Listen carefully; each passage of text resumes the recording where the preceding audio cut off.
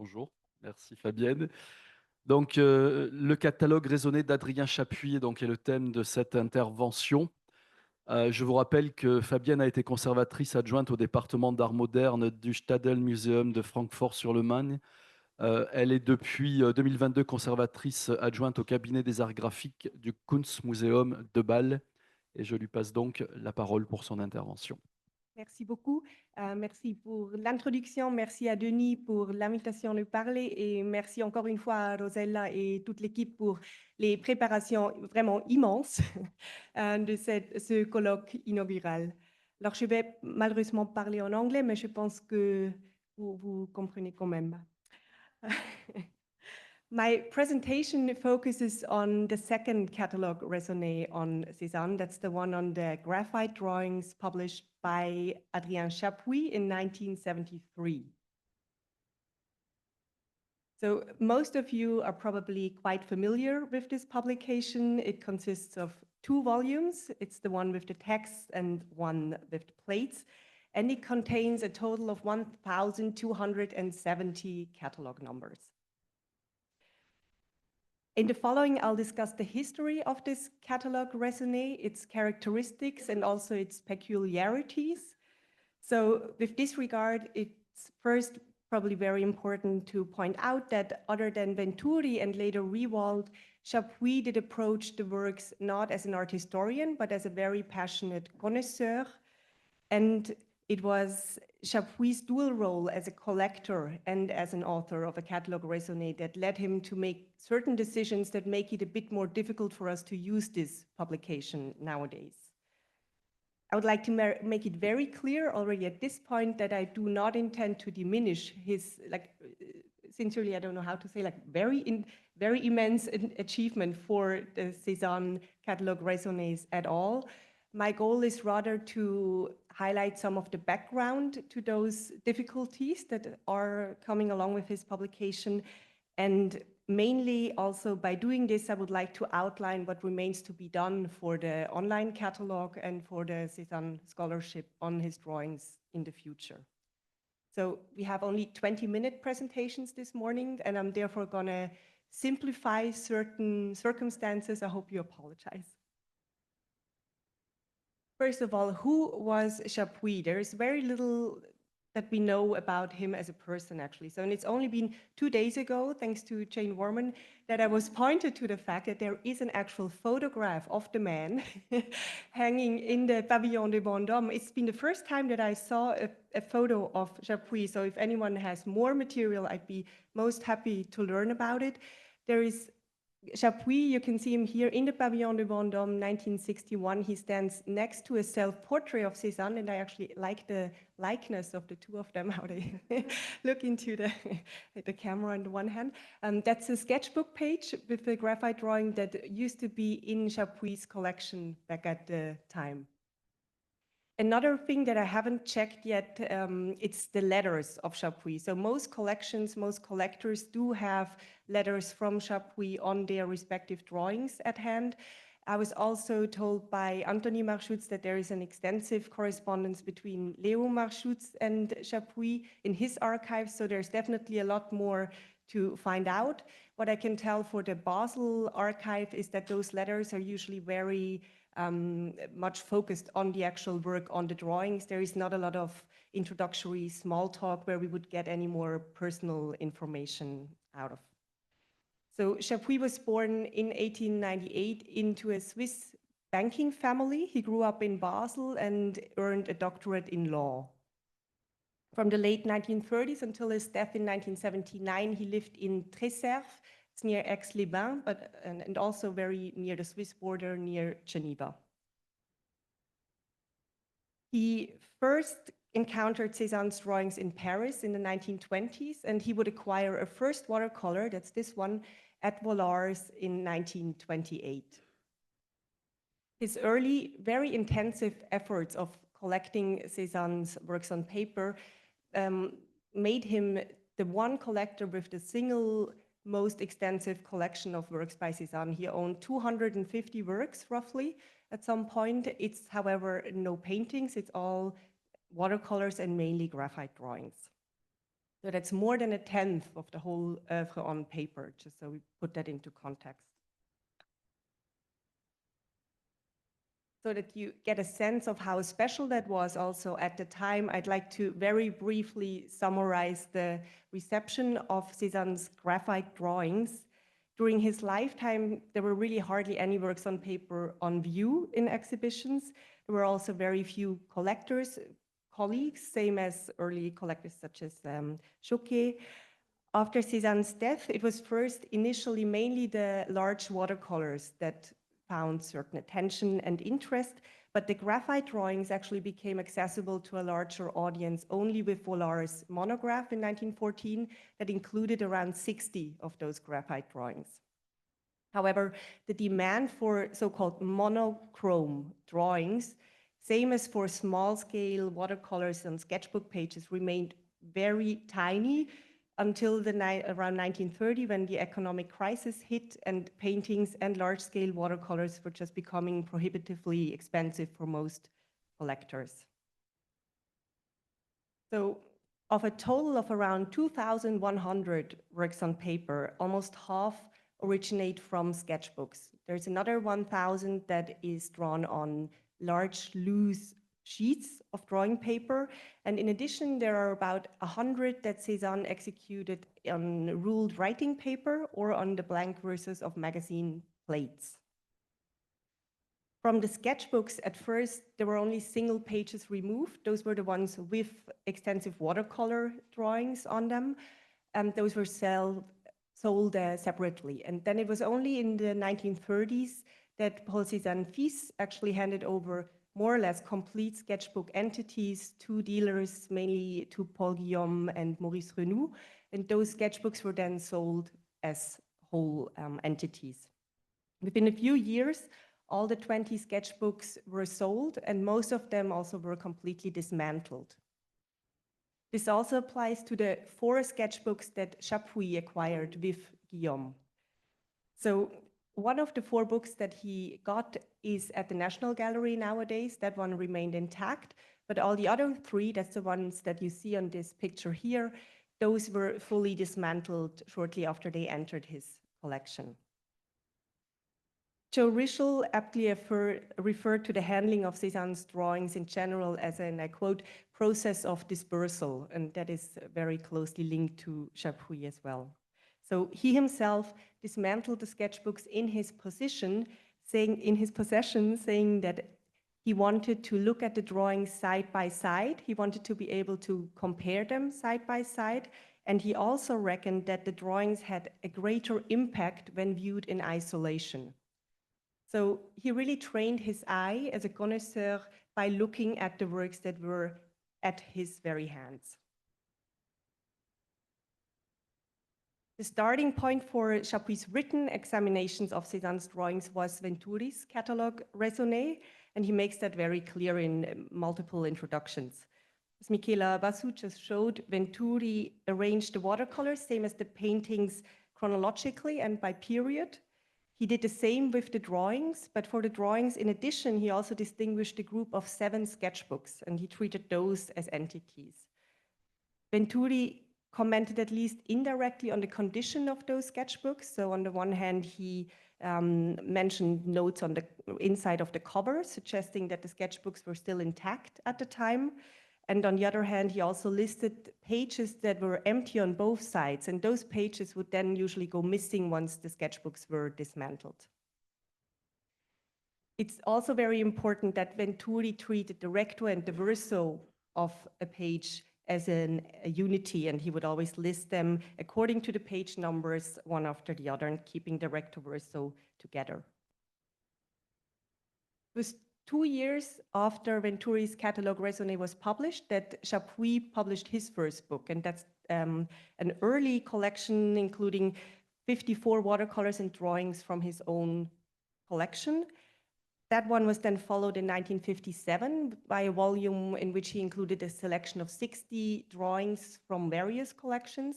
And then it's in 1962 that he published this catalogue of the holdings of the Kupferstich cabinet in Basel.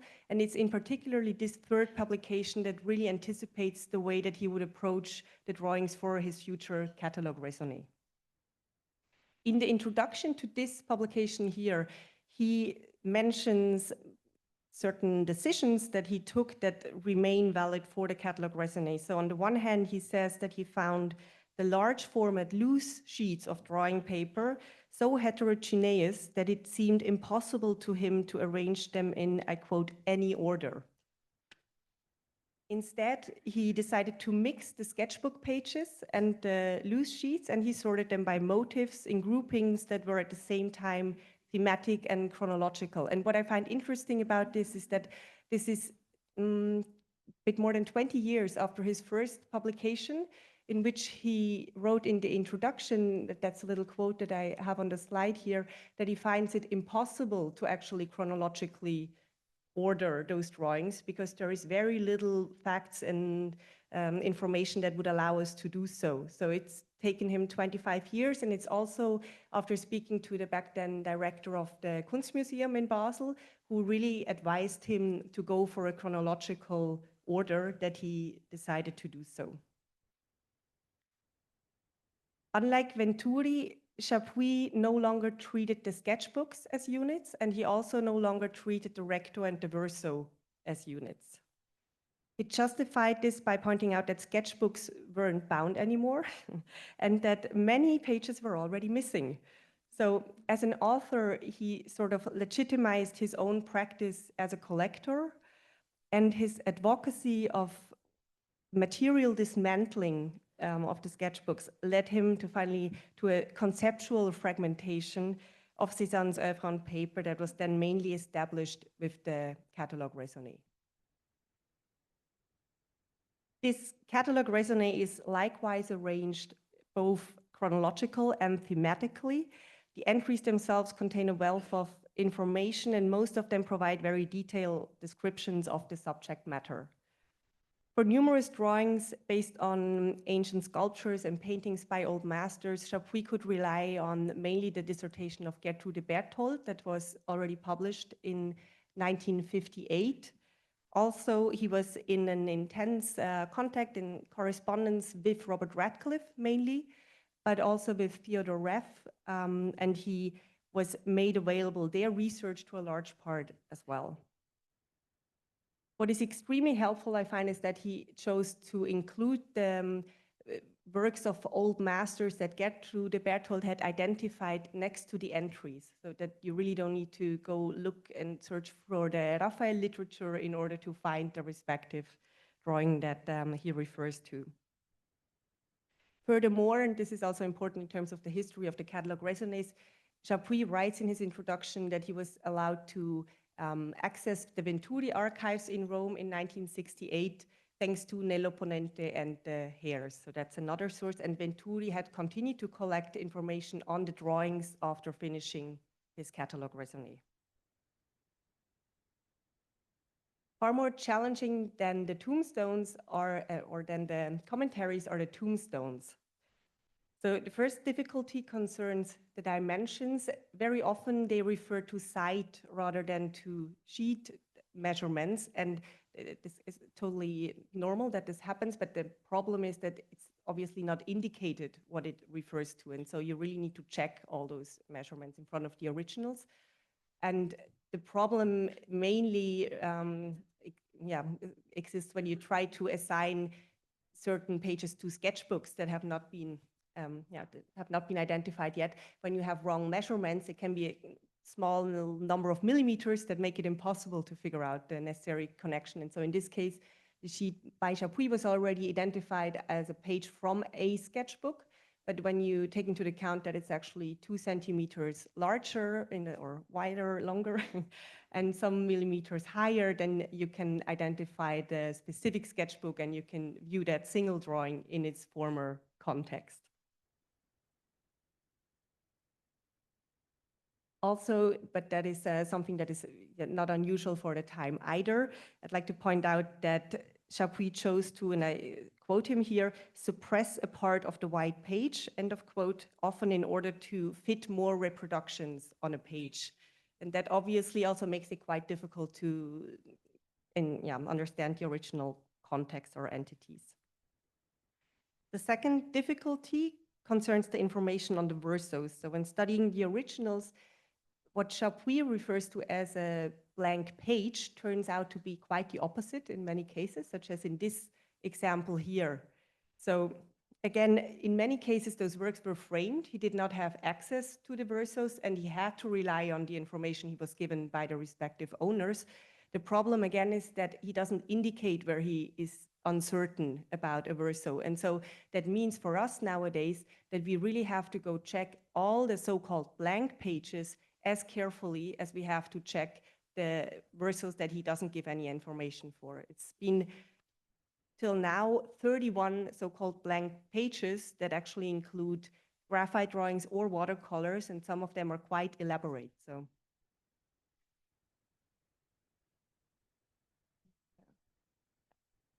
the third problem that relates to the gaps resulting from the chronological thematic order. So this means that the recto and the verso are being treated individually and sometimes separated by hundreds of numbers. In this case, you have a reading scene on the one side and you have a landscape study on the other. Chappuis dated them around 10 years apart, and he cataloged them 550 numbers apart. So that means when you want to work on sketchbooks or on sheets as an entity, what I first had to do, because the online catalog didn't exist at the time, I copied the whole Chappuis and I cut it into pieces and rearranged it according to recto verso and sketchbook affiliations, because it doesn't work otherwise. If the verso happens to be a watercolor, you even have to take another book, Riewald's Catalogue raisonne on the watercolors into account in order to get a sense of the other side of the same sheet. So as we know, the separation of media is largely arbitrary in Cezanne's case, because watercolors and graphite drawings often happen to be on the same page, or most of the watercolors also include a large amount of graphite drawing in themselves, which is why Matthew Sims aptly referred to the watercolors as, quote, hybrid medium. And I may say that the person who should have been speaking in my place today probably is the late Carsten Schubert. He published a review of Chappuis' Catalogue raisonne in 2006 and pointed out the core problem. He said that the only given sequence for Cezanne's drawings actually is the sketchbooks and the page numbers that we have in there. And on the contrary, the chronological thematic order is based on a chronology that does not exist. So Cezanne dated only a handful of paintings and watercolors and no single drawing. In many cases, the dates assigned by art historians remain speculative, and this becomes, I find, especially clear when you look at composite sheets, such as this one, where Chappuis gives 3 different dates for the 3 different drawings on the same page, and they can be, in some cases, even 20 years apart. In this case, it's around 7 years. So I'll go back again. The one thing, therefore, what would be super helpful would be to follow Chappuis' decision-making by looking at his notes. And that's the €1 million question that I'm unfortunately not going to answer today. Where are his archives? Because other than with Venturi and Riewald, we unfortunately don't have any documents available.